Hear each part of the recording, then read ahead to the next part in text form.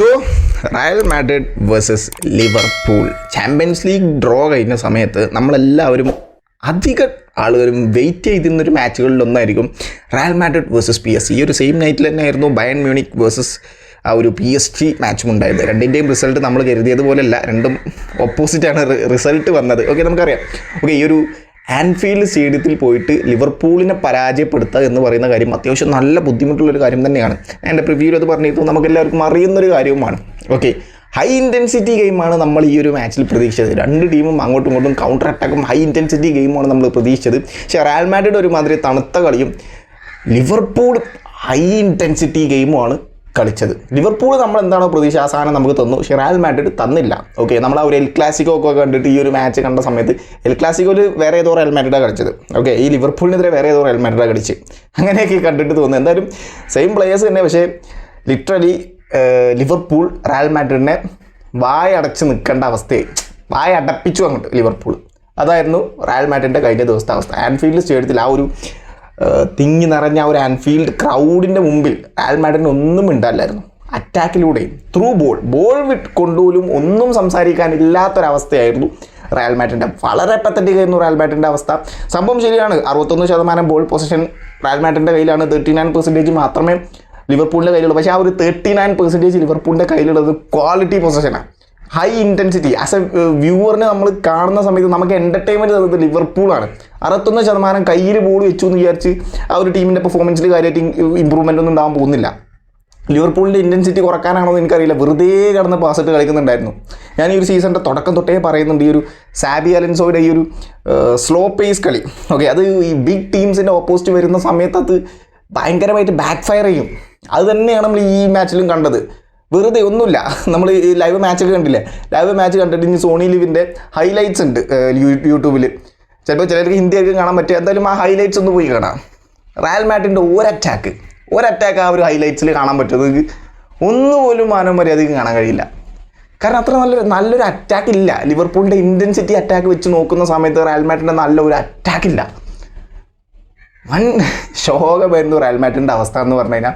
Liverpool എന്തായാലും കിട്ടിയ chance മുതലാക്കിയിട്ടുണ്ട്, Real മാഡ്രിഡിനെ അങ്ങോട്ട് ഡിസ്ട്രോയ് ചെയ്ത് വിട്ടിട്ടുണ്ട്. ഓക്കെ, സംഭവം ശരിയാണ്, 1-0 എന്നുള്ളൊരു സ്കോറിനാണ് ലിവർപൂൾ വിജയിച്ചത്. പക്ഷേ ആ ഒരു റയൽ മാഡ്രിഡിൻ്റെ ആ ഒരു ഗോൾ പോസ്റ്റിൻ്റെ മുഖത്തൊരു ജിറാഫ് പോലൊരു സാധനമല്ലേ തിബോ കോർട്ടുവ, ആ ചങ്ങായി ഇല്ലായിരുന്നുണ്ടെങ്കിൽ കാര്യം പറയാലോ 4-5 സ്കോർക്കൊക്കെ പോയാൽ.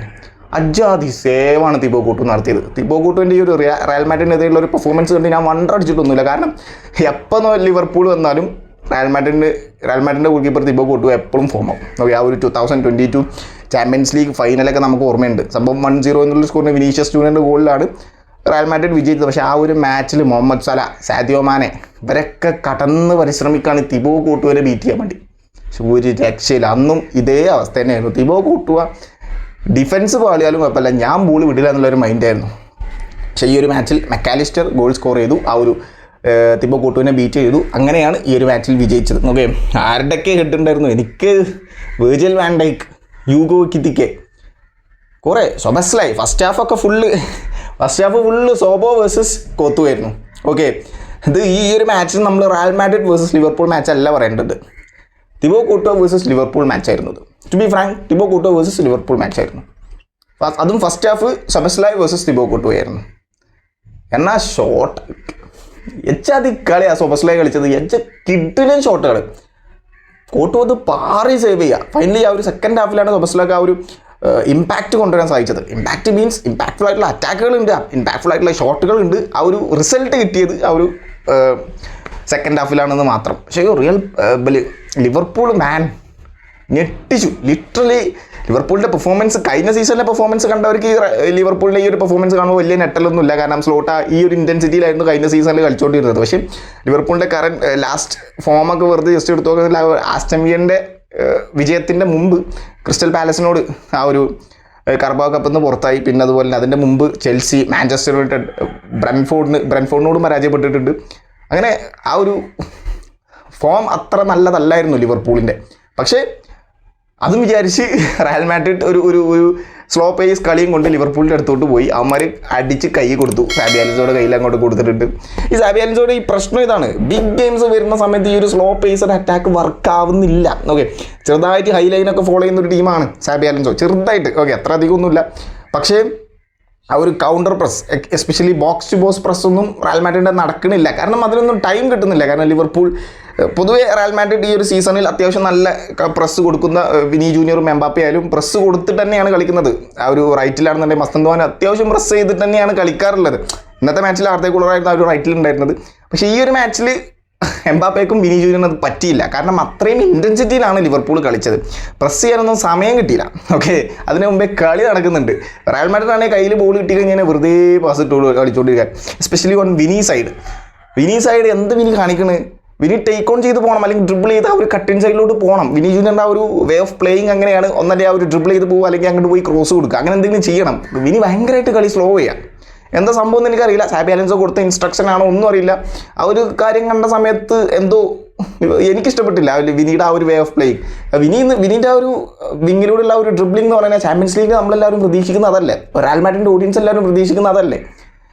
അത് വിനി ജൂനിയർ ഭയങ്കരമായിട്ട് കളി സ്ലോ ചെയ്യാം. അങ്ങനെയൊക്കെ ആയ സമയത്ത് ബ്രാഡ്ലിക്ക് ഫസ്റ്റ് ഹാഫിൽ ഞാൻ പറഞ്ഞോ, ബ്രാഡ്ലി വിനി ജൂനിയറിനെ ലിറ്ററലി പോക്കറ്റിലാക്കിയിട്ടുണ്ട്. ഓക്കെ, അതൊരു സത്യമാണ്. That's a fact. വിനി ജൂനിയറിനെയും എംബാപ്പയെയും ഒരു പരിധി വരെ കയ്യിലെടുത്തിട്ടുണ്ട് ബ്രാഡ്ലി എന്ന് പറയുന്നത്. അപ്പോൾ ഈ ബ്രാഡ്ലിക്ക് ഇത്രയധികം കോൺഫിഡൻസ് കിട്ടാൻ കാരണം ഇതാണ്. വിനി ജൂനിയർ കളി ഇത്രയധികം സ്ലോ ഡൗൺ ചെയ്തതുകൊണ്ടാണ്. ബ്രാഡ്ലിക്ക് ടൈം കിട്ടുന്നുണ്ട്, അവർ ബാക്ക് ടു ഷേപ്പ് ആവുന്നുണ്ട്, പെട്ടെന്ന് ഷേപ്പ് ആവുന്നുണ്ട്. ലിവർപൂളിൻ്റെ ഡിഫൻസും ഇത്രയും സ്ലോ ഡൗൺ ചെയ്ത് കഴിഞ്ഞാൽ കളി. ഓക്കെ, എംബാപ്പയ്ക്ക് ആണെന്നുണ്ടെങ്കിൽ അധികം അങ്ങോട്ട് ബോൾ കിട്ടുന്നില്ല. ഓക്കെ, അപ്പോഴേക്കും അവിടുന്ന് ലിവർപൂളിൻ്റെ കൗണ്ടർ പ്രസ് ഭയങ്കരമായിട്ട് അവിടെ വർക്ക് ചെയ്യുന്നുണ്ട്. എംബാപ്പയ്ക്ക് വളരെ കുറച്ച് ബോൾ മാത്രമേ കിട്ടുന്നുള്ളൂ. എംബാപ്പയുടെ അത് റയൽ മാഡ്രിഡിൻ്റെ അറ്റാക്കുകളെല്ലാം എംബാപ്പെ ഡിപ്പെൻഡൻ്റ് ആണ്. അതൊരു സത്യമാണ്. സീസൺ തൊട്ട് തുടക്കം മുതൽ ഓൾമോസ്റ്റ് എല്ലാ ജേർണലിസ്റ്റുകളും പറയുന്ന ഒരു കാര്യമാണ്, എംബാപ്പയിൽ ഇങ്ങനെ ഇത്രയധികം ഡിപ്പെൻഡൻ്റ് ആയി കഴിഞ്ഞാൽ റയൽ മാഡ്രിഡിന് തന്നെ തിരിച്ചു പണി കിട്ടും എന്നുള്ളത്. അത് തന്നെ സംഭവിച്ചു എന്നുള്ളതാണ് സത്യം. ഓക്കെ, ഫസ്റ്റ് ഓഫ് ഓൾ ഇതൊക്കെ നിർത്തിയിട്ട് നമുക്ക് ലൈനപ്പ്, ഓക്കെ, ഈ ഒരു മാച്ചിൻ്റെ ലൈനപ്പിലോട്ട് യോസി പോകുകയാണെന്നുണ്ടെങ്കിൽ ഫസ്റ്റ് ഓഫ് ഓൾ ഗോൾ കീപ്പറായിട്ട് റയൽ മാഡ്രിഡിൻ്റെ തിബോ കോർട്ടോ തന്നെയായിരുന്നു. ഹ്യൂസണും എദർ മിലിറ്റാവോ തന്നെയായിരുന്നു ആ ഒരു CB കോമ്പിനേഷൻ ഉണ്ടായിരുന്നു. ലെഫ്റ്റ് ബാക്കിൽ കരേറാസ്, റൈറ്റിൽ ഫെഡെ വാൽവേർഡെ തന്നെയായിരുന്നു. ആ ഒരു ട്രെൻഡിൽ ഇറക്കിയിരുന്നുണ്ടെങ്കിൽ ചിലപ്പോൾ മേ ബി കുറച്ചും കൂടി ഉപകാരമായേനെ, കുറച്ചും കൂടി ഇൻറ്റൻസ് അറ്റാക്കീവ് പേസിൽ കളിക്കാൻ പറ്റുമായിരുന്നു. ഓക്കെ, ചിലപ്പോൾ ഇഞ്ചുറി ഇഷ്യൂ ആയിരിക്കും, മേ ബി, അറിയില്ല. ചുമനിയായിരുന്നു ആ ഒരു മിഡ്ഫീൽഡിൽ ഉണ്ടായിരുന്നത്. പിന്നെ അതുപോലെ തന്നെ ക്ലാസിക്കോ പോലെ തന്നെയാണ് കെമവിംഗനെയാണ് റൈറ്റിൽ ഇറക്കിയിട്ടുണ്ടായിരുന്നത്. അറിയില്ല, സംഭവം വർക്കായില്ലെങ്കിൽ ആളെ മാറ്റണം, സബ്സ്റ്റിറ്റ്യൂട്ട് ചെയ്യണം. സബ്സ്റ്റിറ്റ്യൂട്ട് ഡിസിഷനൊക്കെ ഭയങ്കര ബോറായിരുന്നു സാബി അലൻസോയുടെ. ബോറെന്നല്ല, എനിക്കൊട്ടും യോജിക്കാൻ പറ്റുന്നില്ല. ഓക്കെ, എൽ ക്ലാസിക്കോക്കെതിരെ പെർഫെക്റ്റ് ആയിരുന്നു. പക്ഷേ ഈ ഒരു മാച്ചിൽ എനിക്കൊട്ടും യോജിക്കാൻ പറ്റുന്നില്ല. വളരെ മോശം തീരുമാനമായിരുന്നു, ബാഡ് ഡിസിഷൻ മേക്കിംഗ് ആയിരുന്നു സബ്സ്റ്റിറ്റ്യൂഷനിൽ. കെമവിംഗ, ആർദെ ഗൂളർ, ജൂഡ് ബെല്ലിംഗം, വിനി ജൂനിയർ, അവർ 4 പേരും ആ ഒരു മിഡ്ഫീൽഡ് രൂപത്തിൽ ഇങ്ങനെ കളിച്ചുകൊണ്ട് ലെഫ്റ്റിൽ വിനീഷ്യസ്, റൈറ്റിൽ ആർദെ ഗൂളർ, കെമവിംഗ ബെല്ലിംഗം, ഇവർ രണ്ടുപേരും ആ ഒരു മിഡ്ഫീൽഡിൽ സ്ട്രൈക്കറായിട്ട് എംബാപ്പയും. വേറൊന്നുമല്ല, ഒരു 3 മിഡ്ഫീൽഡേഴ്സ് ഗ്രൗണ്ടിൽ വേണം എന്നുള്ള ഒരു എൽ ക്ലാസിക്കോയിലെ സെയിം ടാക്ടിക്സ് തന്നെയാണ് സാബി അലൻസോ ഇവിടെ കൊണ്ടുവന്നതാണ് എനിക്ക് പേഴ്സണലി അത് കണ്ടപ്പോൾ തോന്നിയത്. ഒട്ടും വർക്കായില്ല. Okay, literally nothing worked. കെമവിംഗൻ്റെ കയ്യിലൊന്നും ബോൾ കൺട്രോൾ ചെയ്ത് കിട്ടുന്നേയില്ല. കെമവിനെ സംബന്ധിച്ചിടത്തോളം എൽ ക്ലാസിക്കോയിൽ നല്ലൊരു പെർഫോമൻസ് പുറത്തെടുത്തെങ്കിലും ഈ ഒരു മാച്ചിൽ അത്രയധികം അദ്ദേഹത്തിന് ഷൈൻ ചെയ്യാൻ പറ്റിയിട്ടില്ല. ഓക്കെ, അങ്ങനെയായിരുന്നു റയൽ മാഡ്രിഡിൻ്റെ സ്ക്വാഡ് എന്ന് പറയുന്നത്. ലിവർപൂളിൻ്റെ സ്ക്വാഡ് എന്ന് പറയുന്നത് ഗോൾ കീപ്പറായിട്ട് ഹമർ തന്നെ, കൊണാട്ടയും വാൻഡൈക്കും ആ ഒരു കോമ്പിനേഷൻ തന്നെയായിരുന്നു. ഡിഫൻസ് ഉണ്ടായിരുന്നത് ലെഫ്റ്റ് ബാക്കിൽ റോബർട്ട്സൺ ആയിരുന്നു. ഓക്കെ, കെർക്കസിനെ അല്ല, റോബർട്ട്സനെ അതിന് ഇറക്കിയിട്ടുണ്ടായിരുന്നു. റൈറ്റിൽ ബ്രാഡ്ലി, ഓക്കെ, ഫ്രം തോങ്ങൻ ഇഞ്ചറി ആയതുകൊണ്ട് തന്നെ ബ്രാഡ്ലി ആയിരുന്നു ഇറങ്ങിയിട്ടുണ്ടായിരുന്നത്. പിന്നെ ഡിഫൻസിൽ ആ ഒരു റാൻ ഗ്രാവൻബർഗ്, മെക്കാലിസ്റ്റർ, സൊബസ്ലൈ, ഇവർ 3 പേരും മിഡ്ഫീൽഡിൽ. പിന്നെ അറ്റാക്കിങ്ങിലാണ് വലിയൊരു ചേഞ്ച് വരുത്തിയത്. ഗ്യാബ്കോക്ക് പകരം ഫ്ലോറിയാൻ വിഡ്ജിനെ ആയിരുന്നു ആ ഒരു ലെഫ്റ്റിൽ ഇറക്കിയിട്ടുണ്ടായിരുന്നത്. ഫ്ലോറിയാൻ വിഡ്ജ്, ഹ്യൂഗോ എക്കിത്തിക്ക്, റൈറ്റിൽ മുഹമ്മദ് സലാ. ഞാൻ പലപ്പോഴും പറയാറുണ്ട്, ഫ്ലോറിയാൻ വിഡ്ജിന് ഒരു ക്ലാസ് ഉണ്ട്. ഓക്കെ, അദ്ദേഹത്തിൻ്റെ ഒരു ക്ലാസ്, അദ്ദേഹം എന്ന് പറഞ്ഞു കഴിഞ്ഞാൽ ബൂണ്ടസ് ലീഗിൽ നിന്ന് ബയൺ ലെവർകൂസനിൽ നിന്ന് ലിവർപൂളിലോട്ട് വന്ന് ഈ ഒരു പ്രീമിയർ ലീഗ് അഡാപ്റ്റ് ചെയ്തെടുക്കുക എന്ന് പറയുന്നത് അത്യാവശ്യം ബുദ്ധിമുട്ടുള്ളൊരു കാര്യമാണ്. ഓക്കെ, ഫ്ലോറിയാൻ വിഡ്ജിന് ആ ഒരു അഡ്ജസ്റ്റിങ്, ആ ഒരു അഡാപ്റ്റിംഗ് ടൈമാണിത്. അദ്ദേഹത്തെ ഇപ്പോൾ തന്നെ അങ്ങോട്ട് ക്രിറ്റിസിസം ഭയങ്കരമായിട്ട് കുറ്റപ്പെടുത്തേണ്ട കാര്യമൊന്നുമില്ല. അതിനും വലിയൊരു സാധനമാണ് അലക്സാണ്ടർ ഇസാക്ക്. പ്രീമിയർ ലീഗിൽ തന്നെ ഉള്ള ഒരാളാണ്, ലിവർപൂളിൽ വന്ന് ഫോം ആകാൻ പറ്റാത്ത ഒരാളാണ്. പക്ഷെ എന്നാലും വിഡ്സ് അത്യാവശ്യം നല്ല ക്ലാസ്സിൽ തന്നെയാണ് പോയിക്കൊണ്ടിരിക്കുന്നത്. ലാസ്റ്റ് ഫ്രാങ്ക്ഫർട്ടിനെതിരെ 2 അസിസ്റ്റ് ഉണ്ട് ഫ്ലോറിയാൻ വിഡ്ജിന്. അപ്പോൾ വിഡ്സ് ആ ഒരു ലെഫ്റ്റ് വിങ്ങിൽ വന്നത് മാച്ചിൽ സ്ലോട്ട് എന്ത് ധൈര്യത്തിലാണ് എടുത്തതെന്ന് അറിയില്ല. പക്ഷെ നല്ലപോലെ വർക്കായി. ടു ബി ഫ്രാങ്ക്, നല്ലപോലെ വർക്കായി. വിഡ്സിൻ്റെ ആ ഒരു ബോൾ കൺട്രോൾ ആ ഒരു ലെഫ്റ്റ് വിങ്ങിൽ എനിക്ക് പേഴ്സണലി അത് കണ്ടപ്പോൾ ലിവർപൂളിൻ്റെ പല അറ്റാക്കിനും ഇമ്പാക്റ്റ്ഫുൾ ആയിട്ട് വിഡ്സിന് കൊണ്ടുവരാൻ പറ്റിയിട്ടുണ്ട്. ഓക്കെ, ആ ഒരു ചില സമയത്തുള്ള ഒരു സ്വിച്ചിങ്, ഹ്യൂഗോ എത്തിക്ക് ഫ്ലോറിയൻ വിഡ്സ് ചില സമയത്ത് സെക്കൻഡ് സ്ട്രൈക്കറായിട്ടൊക്കെ വരുന്നത് പോലെയൊക്കെ എനിക്ക് പേഴ്സണലി തോന്നി ഭയങ്കരമായിട്ട് വർക്കായത്. ഓക്കെ, ടു ബി ഫ്രാങ്ക് അത് ഭയങ്കരമായിട്ട് വർക്കായി. അങ്ങനെ ലിവർപൂൾ ആ ഒരു അങ്ങനെ ഒരു ലൈനപ്പിലാണ് വരുന്നത്. ഞാൻ പറഞ്ഞല്ലോ, റയൽ മാഡ്രിഡ് ആ ഒരു എൽ ക്ലാസിക്കോയിൽ എന്താണോ ടാക്ടിക്സ് എടുത്തത് അത് തന്നെയായിരുന്നു ഇങ്ങോട്ടേക്കും കൊണ്ടുവന്നത്. ഒട്ടും വർക്കായില്ല. ഓക്കെ, ഈ ഒരു കാമവിംഗനെ റൈറ്റ് വിങ് ആയിട്ട് കളിപ്പിക്കുന്നത് കൊണ്ട് കുഴപ്പങ്ങളൊന്നുമില്ല. വർക്കായ എൽ ക്ലാസിക്കോയിൽ വർക്കായതുപോലെ വർക്കായ കുഴപ്പമില്ല. വർക്കായില്ലെങ്കിൽ സെക്കൻഡ് ഹാഫിൽ ആളെ മാറ്റണം. ഓക്കെ, 69ാമത്തെ മിനിറ്റിലാണ് സാബി അലൻസോയ്ക്ക് തോന്നിയത് കാമവിംഗയെ മാറ്റി റോഡ്രിഗോയെ കൊണ്ടുവരും. 69ാമത്തെ മിനിറ്റിൽ. ഫസ്റ്റ് ഹാഫിലൊക്കെ ലിറ്ററലി റയൽ മാഡ്രിഡ് സ്ട്രഗ്ലിംഗ് ആണ് ഫോർ എ ഗുഡ് അറ്റാക്ക്. നല്ലൊരു അറ്റാക്കിന് റയൽ മാഡ്രിഡ് ലിറ്ററലി സ്ട്രഗ്ലിംഗ് ആണ് ഫസ്റ്റ് ഹാഫിൽ. ആ ഒരു സമയത്തൊന്നും അങ്ങനെ അത്രയും സ്ട്രഗിൾ ചെയ്യുന്ന സമയത്ത് അപ്പോൾ നമുക്ക് ഓഡിയൻസിന് മനസ്സിലാവുന്നുണ്ട് കാമവിംഗയെ ആ ഒരു റൈറ്റ് വിങ്ങിൽ പറ്റില്ല. ചില സമയത്ത് ജൂഡ് ബെല്ലിംഗാമൊക്കെയാണ് ഒരു റൈറ്റ് വിങ്ങിൽ കളിച്ചത്. പക്ഷേ ജൂഡ് ബെല്ലിംഗാമിന് ഫസ്റ്റ് ഹാഫ് കുറച്ച് അടിപൊളിയായിരുന്നെങ്കിലും സെക്കൻഡ് ഹാഫിൽ അദ്ദേഹം വീണ്ടും സ്ട്രഗിൾ ചെയ്തു. അപ്പോൾ ജൂഡ് ബെല്ലിംഗാമിനെ തന്നെ റൈറ്റ് വിങ്ങിൽ വെക്കാം എന്നുള്ളൊരു പ്ലാനിലായിരിക്കാം, മേ ബി, അറിയില്ല. ഓക്കെ, എംബാപ്പയും വിനിയും പിന്നെ ലിറ്ററലി ഒന്നുമില്ല. ഓക്കെ, അത് ചെയ്യാൻ വരാം വിനിൻ്റെ എംബാപ്പേൻ്റെയും. അപ്പോൾ ആ ഒരു കാമവിംഗൻ്റെ കാര്യം വർക്കായില്ല എന്നുണ്ടെങ്കിൽ അത് മാറ്റിയിട്ട് റോഡ്രിഗോയെ കൊണ്ടുവരാം റൈറ്റ് വിങ്ങിൽ. അല്ലെങ്കിൽ ബ്രൈൻ ഡൈസ് ഉണ്ട് സബ്ബിൽ, അദ്ദേഹത്തെ കൊണ്ടുവരാം. റോഡ്രിഗോ എന്നൊക്കെ പറഞ്ഞു കഴിഞ്ഞാൽ ഹൈ ഇൻറ്റൻസിറ്റി ഗെയിമിന് പെർഫെക്റ്റ് ആയിട്ടുള്ള ഒരാളാണ്. സ്പെഷ്യലി ഫ്രഷ് ലെഗ് ആയിട്ട് 45 മിനിറ്റ്സിൽ കൊണ്ടുവന്നു കഴിഞ്ഞാൽ ഇമ്പാക്റ്റ്ഫുൾ ആയിട്ടുള്ള ചിലപ്പോൾ മേ ബി ഗോൾ വരെ കൊണ്ടുവരാൻ ചാൻസ് ഉള്ള ഒരാളാണ് റോഡ്രിഗോ. 69ാമത്തെ മിനിറ്റിലാണ് റോഡ്രിഗോനെ കൊണ്ടുവന്നത്. അത് കണ്ടപ്പോഴാണ് substitution decision making very bad from Sabi Alonso, very bad. Okay, കഴിഞ്ഞ മാച്ചിൽ അത് പേഴ്സണലി സാബി അലൻസോട് നമ്മൾ പൊക്കി പറയുമ്പോൾ നമ്മൾ അതും കൂടി പറയണമല്ലോ. ഓക്കെ, അതില്ല, വളരെ പാത്തറ്റിക് ആയിരുന്നു. ടാക്ടിക്സും വളരെ പാത്തറ്റിക് ആയിരുന്നു, പൂറായിരുന്നു. ടു ബി ഫ്രാങ്ക് ആ ഒരു ടാക്ടിക്സ് വർക്കായില്ല. ചിലപ്പോൾ മേ ബി ഇതിൽ നിന്ന് ഓരോ പുതിയ കാര്യങ്ങൾ പഠിക്കുമായിരിക്കും സാബി അലൻസോ. എന്തായാലും അതങ്ങനെ വർക്കായില്ല. പിന്നെ എംബാപ്പെ, വിനി ജൂനിയർ. ഈ ഒരു ബ്രാഡ്ലി വിനി ജൂനിയറിനെ പോക്കറ്റിലാക്കി. ലാസ്റ്റ് സീസൺ നമുക്കറിയാം എംബാപ്പേനെ ആയിരുന്നു പ്രോപ്പറായിട്ട് ഡിഫെൻഡ് ചെയ്തിട്ടുണ്ടായിരുന്നത്. അപ്പോൾ ഈ ഒരു വിനി ജൂനിയറിന് തുടക്കത്തിൽ ആക്ച്വലി ഈ ഒരു ബ്രാഡ്ലിയുടെ കോൺഫിഡൻസിനെ ഓവർകം ചെയ്യാനുള്ളൊരു നല്ലൊരു ചാൻസ് കിട്ടിയിരുന്നു. ഓക്കെ, ഈ ഒരു ബ്രാഡ്ലി എന്ന് പറയുന്നത് അത്രയധികം ഫോമിൽ അത്രയധികം കോൺഫിഡൻസ് ലിവർപൂൾ ടീമിൽ കളിച്ചുകൊണ്ടിരിക്കുന്ന ഒരാളൊന്നും അല്ല. ഓക്കെ, അത് ലിവർപൂളിൻ്റെ ഓഡിയൻസിന് അറിയാൻ പറ്റുമായിരിക്കും. ആ ഒരു റൈറ്റ് ബാക്കിൽ ചിലപ്പോൾ ഫ്രംപോങ്ങിനെയാണ് അധികം ഫസ്റ്റ് ചോയ്സ് ആയിട്ട് വെക്കാറുള്ളത്. ചില സമയത്ത് ഫ്രംപോങ്ങിനെ കുറച്ചുകൂടി ഫ്രണ്ടിലോട്ടാക്കിയിട്ട് ബ്രാഡ്ലിനെ തന്നെ വെക്കാറുണ്ട്. ബ്രാഡ്ലി അത്ര കോൺഫിഡൻസിലൊന്നും അല്ല കളിച്ചുകൊണ്ടിരിക്കുന്നത്. ആ ഒരു മാഞ്ചസ്റ്റർ യുണൈറ്റഡിനൊക്കെ നമ്മൾ അതിനേറ്റൊക്കെ നമ്മൾ കണ്ടതാണ്. അപ്പോൾ അദ്ദേഹത്തിൻ്റെ ആ ഒരു കോൺഫിഡൻസിനെ ബ്രേക്ക് ചെയ്യാൻ പറ്റുന്ന രീതിയിൽ ഫസ്റ്റ് ഹാഫിൽ ഒരു ഇൻസൈഡ് 10 മിനിറ്റ്സ് വിനി ജൂനിയറിന് പറ്റുമായിരുന്നു. പക്ഷേ വിനി ജൂനിയർ ടേക്ക് ഓണുകൾ നടത്തിയില്ല, അല്ലെങ്കിൽ ഡ്രിബിളിങ്ങുകൾ ആ ഒരു ലെഫ്റ്റ് വിങ്ങിൽ നടത്തിയില്ല. അങ്ങനെ വന്നപ്പോൾ ബ്രാഡ്ലിക്ക് പെട്ടെന്ന് തന്നെ ബാക്ക് ടു ഷേപ്പ്, ആ ഒരു അദ്ദേഹത്തിൻ്റെ ഷേപ്പിലോട്ട് തിരിച്ചു വരാൻ പറ്റുന്നുണ്ട്. ബാക്ക് ടു ഹിസ് പൊസിഷനിലോട്ട് തിരിച്ചു വരാൻ പറ്റുന്നുണ്ട്. വിനി ജൂനിയർ ഇത്രയധികം ടേക്ക് ഓണുകളൊന്നും എടുക്കാതെ വളരെ സ്ലോ ആക്കി കളിക്കുന്നത് കൊണ്ട് തന്നെ. അപ്പോൾ ഇത്രയും ആൻഫീൽഡിൽ ഇത്രയും ഓഡിയൻസ് ഒക്കെ ഉള്ളതും അവരെ സപ്പോർട്ട് ചെയ്യുന്നു, ആ ഒരു കോൺഫിഡൻസ് അദ്ദേഹത്തിന് കയറി. പിന്നെ കയ്യിൽ നിന്ന് പോയി, വിനി ജൂനിയറിൻ്റെ കയ്യിൽ നിന്ന് പോയി. അദ്ദേഹത്തിൻ്റെ ടേക്ക് ഓണുകളൊന്നും വർക്കാവുന്നില്ല. അപ്പോൾ തന്നെ വിനി ജൂനിയറിനെ മാറ്റി റോഡ്രിഗോയെ കൊണ്ടുവരാമായിരുന്നു. അവിടെയും റോഡ്രിഗോയെ കൊണ്ടുവരാനുള്ള ചാൻസ് ഉണ്ടായിരുന്നു. വിനി വർക്കാവുന്നില്ല എന്നുണ്ടെങ്കിൽ 50-60 മിനിറ്റ് ആയപ്പോൾ തന്നെ മേ ബി ഇറക്കാമായിരുന്നു. അല്ലെങ്കിൽ റോഡ്രിഗോനെ റൈറ്റിൽ കൊണ്ടുവരാമായിരുന്നു. വിനി ജൂനിയറിനെ വേറെ ആ ഒരു സ്ട്രൈക്കിംഗ് പൊസിഷനിലോട്ട് മാറ്റിയിട്ട് എംബാപ്പേനെ കുറച്ചും കൂടി ബാക്കിലോട്ട് വലിക്കുക, അങ്ങനെ എന്തെങ്കിലുമൊക്കെ ചെയ്യാമായിരുന്നു. പക്ഷെ ഒന്നും ചെയ്തില്ല. ചിലപ്പോൾ മേ ബി വിനി ജൂനിയർ എന്ന് പറയുന്നത് നമുക്കറിയാം, ആ ഒരു മാജിക് കൊണ്ടുവരാൻ പറ്റുന്നൊരു പ്ലെയറാണ് വിനി ജൂനിയർ. ആ ഒരു യുവൻറ്റസിനെതിരെയൊക്കെ നമ്മൾ കണ്ടതാണ്. റയൽ മാഡ്രിഡ് ഗോൾ സ്കോർ ചെയ്യാൻ ബുദ്ധിമുട്ടുന്ന സമയത്ത് വിനി ജൂനിയറാണ് ഒരു ട്രിപ്ലിംഗ് മാജിക്കിലൂടെ ഒരു ഗോൾ അടിച്ച് ഒരു ബോൾ ഷോട്ട് ചെയ്തു, അത് പോസ്റ്റുമേ തട്ടി ബെല്ലിംഗാമിൻ്റെ കയ്യിൽ നിന്ന് ഗോളാവുന്നു. അങ്ങനെയൊക്കെ മാജിക് പ്രൊഡ്യൂസ് ചെയ്യാൻ പറ്റുന്നൊരു പ്ലെയറാണ് വിനി ജൂനിയർ. പക്ഷേ എന്തൊരു മാജിക് പറ്റിയില്ല. സാബി അലൻസോയുടെ പ്രഡിക്ഷൻ തെറ്റിപ്പോയി എന്നുള്ളത് തന്നെ വേണം പറയാനായിട്ട്. ഓക്കെ, ഇതൊക്കെയായിരുന്നു മെയിനായിട്ട് പറയാനുണ്ടായിരുന്നത്. ഒരു പരിധി വരെ ഡീൻ ഹ്യൂസണും മെതൻ മിലിറ്റാവും ഒരു പരിധി വരെയൊക്കെ ഡിഫെൻഡ് ചെയ്യാൻ നോക്കുന്നുണ്ട്. പക്ഷേ ലിവർപൂളിൻ്റെ ഇൻറ്റൻസിറ്റിൻ്റെ മുമ്പിൽ നിന്നുപോയി അവർ. ലിറ്ററലി സ്റ്റോപ്പ്, അവർക്ക് പറ്റുന്നില്ല. കരേരാസിന് പിന്നെയും കുഴപ്പമില്ലായിരുന്നു. കരേരാസ് സലയെ ഒരു പരിധി വരെയൊക്കെ ബ്ലോക്ക് ചെയ്തിട്ടുണ്ടായിരുന്നു ഫസ്റ്റ് ഹാഫിൽ ഒരു പരിധി വരെയൊക്കെ ഡിഫെൻഡ് ചെയ്തു. സെക്കൻഡ് ഹാഫ് ആയ സമയത്ത് കരേരാസിൻ്റെ കയ്യിൽ നിന്നും പോയി. പിന്നെ സല സെക്കൻഡ് ഹാഫിൽ കരേരാസിനെ ഇല്ലാതാക്കി വിടുന്ന കാഴ്ചയാണ് നമ്മൾ കണ്ടത്. ഓക്കെ, അപ്പോൾ അങ്ങനെ മൊത്തത്തിൽ റയൽ മാഡ്രിഡ് കംപ്ലീറ്റ് ഒരു പൂർ പെർഫോമൻസ് തന്നെയാണ് പുറത്തെടുത്തത്. ഇപ്പോൾ ഫോർ എക്സാമ്പിൾ ഞാൻ പറയാം, 26ാമത്തെ മിനിറ്റിൽ സൊബസ്ലെ ഒരു കിടിലം ഷോട്ട് അടിക്കേണ്ടിയിരുന്നു. അത് തിബോ കൂട്ടുക സേവ് ചെയ്തു. ഓക്കെ, അത് കഴിഞ്ഞ് പിന്നെ ഹ്യൂഗോ എത്തിക്ക് സൊബസ്ലാക്ക് ഒരു ബോൾ കൊടുക്കുന്നുണ്ടായിരുന്നു, അതും തിബോ കൂട്ടുക സേവ് ചെയ്തു. സൊബസ്ല പവർഫുൾ ഷോട്ടുകളൊക്കെ ചിലത് അടിക്കുന്നത്, കിടിലം പവർഫുൾ ഷോട്ട്. അതൊക്കെ എങ്ങനെ ദീപക് കോർട്ടുവ സേവ് ചെയ്യണമെന്ന് എനിക്ക് ഒരു ഐഡിയ ഇല്ല കേട്ടോ. പവർഫുൾ, അത്രയും കിടിലൻ ഷോട്ടുകളാണ് പോയിക്കൊണ്ടിരിക്കുന്നത് സോബസ്ലൈൻ്റെ വന്നു.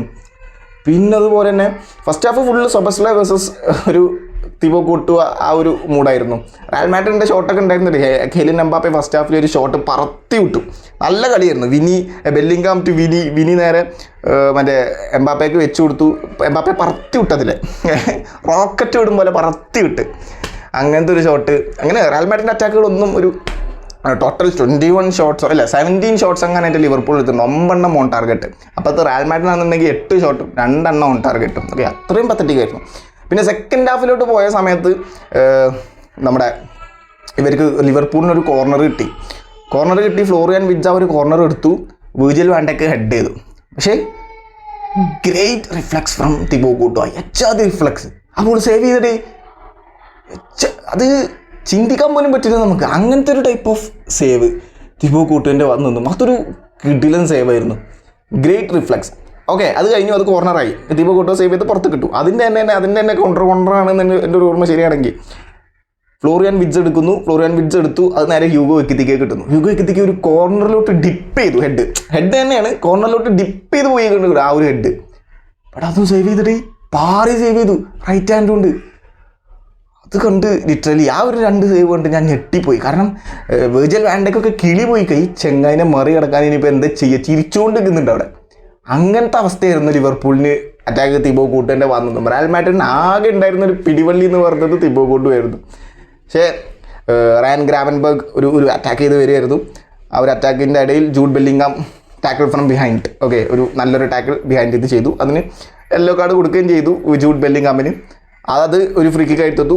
എടുക്കാനുള്ളത് സോബസ്ലൈ ചിലപ്പോൾ ഡയറക്റ്റ് ഫ്രീ കിക്ക് അടിക്കും. ആ ഒരു ആഴ്സണലിനെതിരെയൊക്കെ നമുക്ക് ഓർമ്മ കണ്ടതാണ്. ഓക്കെ, ആ ഒരു ഫ്രീ കിക്കൊക്കെ. അപ്പോൾ അതേമാതിരി ചിലപ്പോൾ ഡയറക്റ്റ് ഫ്രീ കിക്ക് എടുക്കാം, അല്ലെങ്കിൽ ക്രോസ് കൊടുക്കാം. പക്ഷേ സോബസ്ലൈ അവിടെ ചെയ്തത് ഒരു പവർഫുൾ ഫ്രീ കിക്ക് ഡയറക്റ്റ് അടിക്കൂലേ, അതുപോലെ ഒരു ക്രോസ് അങ്ങോട്ട് കൊടുത്തു. ഓക്കെ, പവർഫുൾ ക്രോസ് കൊടുത്തു. കാരണം ദീപക് കോർട്ടുവിന് ബീറ്റ് ചെയ്യണം, വേറെ മാർഗ്ഗമില്ല. തലമ തട്ടിയ പവറിൽ പോകണം, എന്നാലേ ദീപക് കോർട്ടുവ അവിടെ ബീറ്റണുള്ളൂ. അത് ഒരു സെക്കൻഡ് ടൈം കിട്ടിയാൽ ദീപക് കോർട്ടുവ റിഫ്ലക്സിൽ അത് സേവ് ചെയ്ത് കളയും. ഓക്കെ, അതുകൊണ്ട് തന്നെ പവർഫുൾ ക്രോസ് കൊടുത്തതും മെക്കാലിസ്റ്റർ ഒരു ജസ്റ്റ് ആ ഒരു ഹെഡ് വെച്ചു, ഓഫ് സൈഡ് അല്ല, ഹെഡ് വെച്ച സമയത്ത് പവർഫുള്ളായിട്ടാണ് ഗോൾ ചെയ്തത്. ദീപക് കോർട്ടുവിൻ്റെ അതിലെയാണ് പോയിട്ടുള്ളത്. ഓക്കെ, ദീപക് കോർട്ടുവ പോലും ബോൾ കണ്ടില്ല, അമ്മാതിരി പവറിലാണ് ആ ഒരു ഹെഡ് പോയത് മെക്കാലിസ്റ്ററിൻ്റെ. ലാസ്റ്റ് സീസണിൽ എനിക്ക് ഓർമ്മയുണ്ട്, മെക്കാലിസ്റ്റർ ഒരു ഗോൾ സ്കോർ ചെയ്തിട്ടുണ്ട്. ഓക്കെ, ആ ഒരു 2-0 എന്നുള്ള ഒരു പരാജയത്തിൽ മെക്കാലിസ്റ്റർ ഗോൾ സ്കോർ ചെയ്തിട്ടുണ്ട്. ഇതിലും ഗോൾ സ്കോർ ചെയ്തു. ആ ഒരു ദീപക് കോർട്ടുവക്ക് പോലും കാണാൻ പറ്റിയില്ല, റിഫ്ലക്സിന് പോലും ടൈം കിട്ടിയില്ല. അമ്മാതിരി ബോളാണ് സോബസ്ലൈ കൊടുത്തത്. പവർഫുൾ ക്രോസ്, ഒരു പവർഫുൾ ഹെഡ്. 1-0 എന്നുള്ളൊരു സ്കോറിന് റയൽ മാഡ്രിഡ് ലിവർപൂൾ മുന്നിലെത്തി, റയൽ മാഡ്രിഡ് പിന്നിലായി. ഓക്കെ, അത് ഒരു ഗോൾ സ്കോർ ചെയ്തപ്പോൾ തന്നെ ഓൾമോസ്റ്റ് എല്ലാം കൺഫേം ആയിട്ടുണ്ട്, അത് ലിവർപൂൾ തന്നെ വിജയിക്കും എന്നുള്ളത്. കാരണം റയൽ മാഡ്രിഡിൻ്റെ ഒരു ഹൈ ഇൻറ്റൻസിറ്റി അറ്റാക്ക് ഇല്ല, ഇമ്പാക്ട്ഫുൾ ആയിട്ടുള്ള ഒരു അറ്റാക്ക് ഇല്ല. വെറുതെ പാസ് ഇടുക ഇതന്നെ. വെറുതെ അപ്പുറത്ത് ഗാബറിംഗ ആയാലും സ്ലോ ഡൗൺ ചെയ്ത് പാസ് ചെയ്യുക, വിനി ആണെങ്കിലും സ്ലോ ഡൗൺ ചെയ്ത് പാസ് ചെയ്യുക. റോഡ്രിഗോ വന്നപ്പോഴാണ് പിന്നെ എന്തെങ്കിലുമൊക്കെ ഒന്ന് അറ്റാക്ക് ചെയ്യാൻ ട്രൈ ചെയ്തത്. പക്ഷേ അതും വലിയ കാര്യമൊന്നുമില്ലായിരുന്നു, സത്യസന്ധമായിട്ട് പറയില്ല. എംബാപ്പെ പിന്നെ ചിത്രത്തിലേ ഇല്ല, അങ്ങനത്തെ അവസ്ഥയാണ്. 2-3 ഷോട്ടൊക്കെ എടുത്തിട്ടുണ്ട് കേട്ടോ, ഒന്നേറ്റ ഓൺ ടാർഗറ്റൊക്കെ ഉണ്ട്. പക്ഷേ ബട്ട് സ്റ്റിൽ അത് വർക്കായില്ല, ഒന്നും ഒരു ഇമ്പാക്റ്റ് ഇല്ല.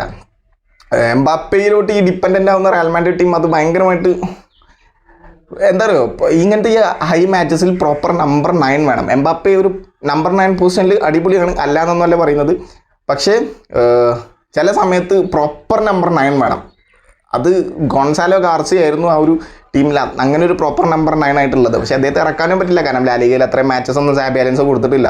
പിന്നെ എംബാപ്പേനെ മാറ്റി ഗോൺസാലോ ഗാർസിനെ അടക്കാന്നൊക്കെ പറയുന്നത് നടക്കുന്ന പരിപാടിയല്ല. ഓക്കെ, എംബാപ്പെ പിന്നെ മാജിക്കൊക്കെ കൊണ്ടുവരും. പക്ഷേ ഇങ്ങനത്തെ ബിഗ് മാച്ചസിൽ ഒരു പ്രോപ്പർ നമ്പർ 9 വേണം. എംബാപ്പെ അങ്ങനെ ഒരു പ്രോപ്പർ നമ്പർ 9 അല്ല, നമുക്കറിയാം. അദ്ദേഹം ലെഫ്റ്റ് വിങ് ആണ് ആക്ച്വലി. പിന്നെ സ്ട്രൈക്കിംഗ് പൊസിഷനിൽ കളിച്ചുകൊണ്ടിരിക്കുകയാണ്, വർക്കാവുന്നുണ്ട്. പക്ഷേ എന്തോ ഈ ലിവർപൂളിനെതിരെ വർക്കായില്ല, ദാറ്റ്സ് എ ഫാക്ട്. ഓക്കെ, അപ്പോൾ അത് കഴിഞ്ഞിട്ടാണ് പിന്നെ 69ാമത്തെ മിനിറ്റിൽ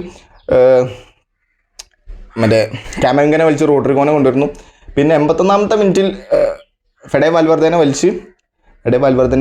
ആർദെ ഗുളറിനെ വലിച്ച് ട്രെൻഡിനെ കൊണ്ടുവരുന്ന സമയത്ത് അറിയാലോ, കുറേ കാലം ആൻഫീൽഡിൽ കളിച്ചൊരു പ്ലെയറാണ് ട്രെൻഡ് അലക്സാണ്ടർ-ആർണോൾഡ്. പക്ഷേ അദ്ദേഹം തിരിച്ചു വന്ന സമയത്ത് അദ്ദേഹത്തിന് നല്ല രീതിയിലല്ല എടുത്തത്, ഫുള്ള് കൂക്കി വിളിയായിരുന്നു.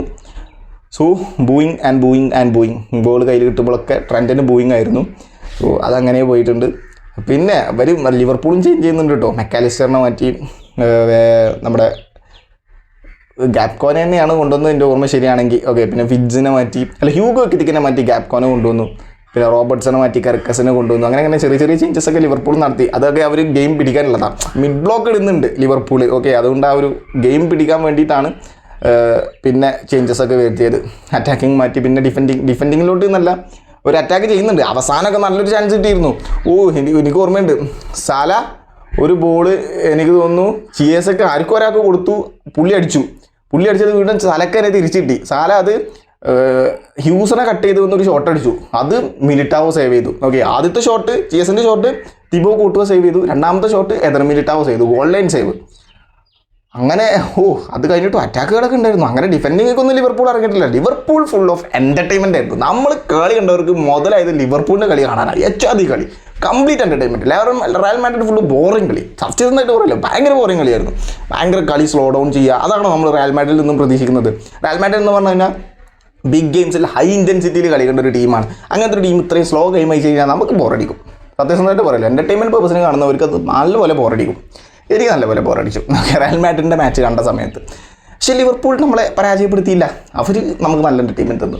സോ അങ്ങനെ 4 മത്സരങ്ങളിൽ നിന്നും 3 റയൽ മാഡ്രിഡ് വിജയിച്ചു, 1 മത്സരം പരാജയപ്പെട്ടു. ആൻഫീൽഡ് സ്റ്റേഡിയത്തിൽ മുട്ടുമടക്കി റയൽ മാഡ്രിഡ്. അവിടെ ഓപ്പോസിറ്റ് ലിവർപൂൾ ആണെന്നുണ്ടെങ്കിൽ അവർ 4 മത്സരങ്ങളിൽ നിന്നും 3 വിജയിച്ചു. ഗാലറ്റാസറിനോട് അവർ പരാജയപ്പെട്ടിട്ടുണ്ട് അവിടെ തുർക്കി പോയിട്ട്. സോ അങ്ങനെയൊക്കെയാണ് ഇപ്പോൾ കറൻറ്റ് ലിവർപൂൾ സിറ്റുവേഷൻ എന്ന് പറയുന്നത്. Real Madrid Liverpool almost champions league ടാബിൽ അടുത്ത 6 7 അതോ 5 6 രണ്ടിലെ അതോ ഒന്നും എനിക്ക് കറക്റ്റ് ഓർമ്മയില്ല. ബയൺ മ്യൂണിക്ക് കുതിച്ചുകൊണ്ടിരിക്കുകയാണ്. അവന്മാർ 16 15 മാച്ച് ഡയറക്റ്റ് വിജയിച്ച കണ്ടിന്യൂസ് വിജയങ്ങളാണ് അവർക്ക്.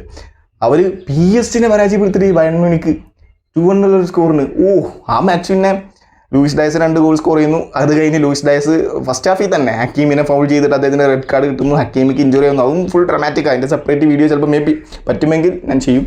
സോ ഇത്രയൊക്കെയാണ് റയൽ മാഡ്രിഡ് വേഴ്സസ് ലിവർപൂൾ മാച്ചിൻ്റെ റിവ്യൂ. എനിക്ക് പറയാനുള്ളത്, നിങ്ങളുടെ അഭിപ്രായം എന്താണോ ജസ്റ്റ് കമൻറ്റ് ബോക്സിൽ രേഖപ്പെടുത്തിക്കോ. ഞാൻ ഇച്ചിരി ലേറ്റാണ് റിവ്യൂ പറയാൻ, പക്ഷേ that's strictly my personal reasons. അതുകൊണ്ടാണ്, അല്ലാതെ റയൽ മാഡ്രിഡ് തോറ്റതുകൊണ്ടൊന്നും അല്ല കേട്ടോ. അങ്ങനെയൊന്നും പറയില്ലായിരുന്നു. ഞാൻ കുറച്ച് പേര് കമൻറ്റ് ബോക്സിൽ അങ്ങനെയൊക്കെ പറയുന്നത് കണ്ടു. നീ മറ്റേ പ്രിവ്യൂ ഇട്ട് പോയിട്ട് പിന്നെ എന്താ റിവ്യൂ ഇടാത്തതെന്നൊക്കെ പറഞ്ഞിട്ട് കുറച്ച് പേര്. പക്ഷേ നിങ്ങൾ കാരണമാണ് ഞാനും വീഡിയോ എടുത്തത്. So thank you so much.